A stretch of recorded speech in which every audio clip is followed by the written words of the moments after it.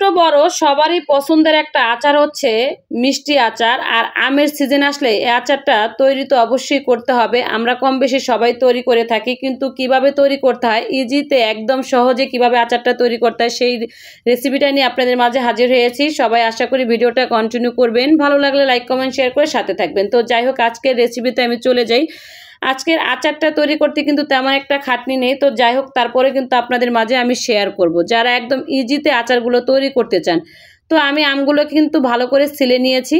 ছিলে তারপরে কিন্তু একটু পানিতে এগুলোকে ভালো করে ধুয়ে নিচ্ছি, কারণ পানি থাকলে কিন্তু পরবর্তীতে আমটা কিন্তু গলে যেতে পারে। এই জন্য কিন্তু আমি আমগুলোকে আস্ত ধুয়ে নিয়েছি ছিলে। তো এগুলোকে এখন একটু ভালো করে একটা পাত্রে উঠিয়ে নিব, উঠিয়ে ভালো করে কিন্তু একটু শুকিয়ে নিব ফ্যানের বাতাসে রেখে, যেহেতু আমের গায়ে কোনো পানি না থাকে।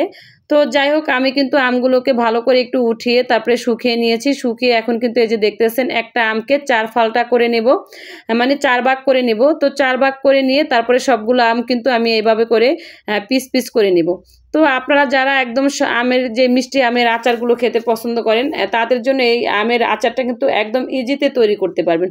তো যাই হোক, সবগুলো আম কিন্তু আমি এভাবে করে কেটে নিয়েছি। কেটে তারপরে কিন্তু এখন এই যে চুলে একটা প্যান দিয়ে দিলাম হাঁড়িতে। তারপরে কিন্তু এই যে দেখেন, এখন চিনি দিয়ে দিলাম এখানে।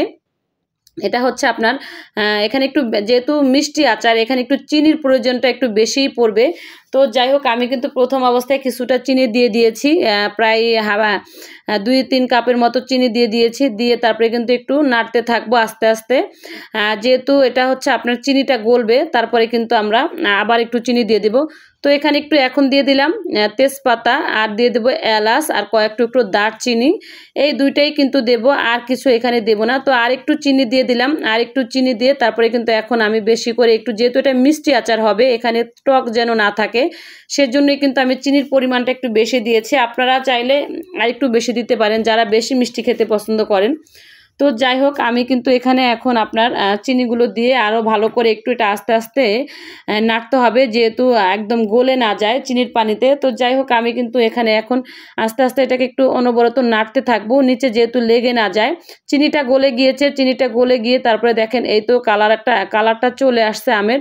আমগুলো কিন্তু প্রায় একটু গলে গিয়েছে। তারপরেও কিন্তু এটা যখন ঠান্ডা হয়ে যাবে, একদম শক্ত শক্ত হয়ে যাবে, তখন আমের কালারের শিরার কারণে। তো যাই হোক, আমার এখানে কিন্তু প্রায় আচারটা হয়ে গিয়েছে। আর আমার ঘরে কিন্তু এইরকম মিষ্টি আচার খেতে খুবই পছন্দ করে আমার মেয়েরা। তো যাই হোক, আমার আমের আচারটা হয়ে গিয়েছে। এখন কিন্তু এটাকে আমি একটা বলে ঢেলে ঠান্ডা করে নিয়েছি।